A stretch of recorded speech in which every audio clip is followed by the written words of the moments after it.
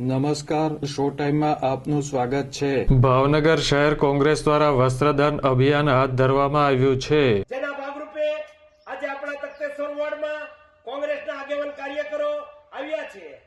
આપણા ઘરમાં રહેલા વધારાના કપડા, વસ્ત્ર, જેમાં ખાસ કરીને વસ્ત્રદાન મહાદાન કોંગ્રેસ પક્ષ દ્વારા આખા ભાવનગર શહેરમાં વસ્ત્રદાન કરવામાં આવશે।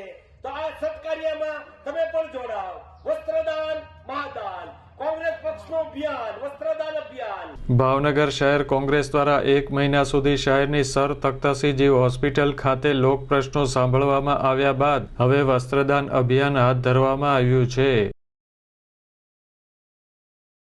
કોંગ્રેસના આગેવાનો અને કાર્યકરો દ્વારા શહેરના તખ્તેશ્વર વોર્ડમાં ફરીને ગરીબ પરિવારના લોકો માટે કપડાં એકત્રિત કરવામાં આવ્યા હતા।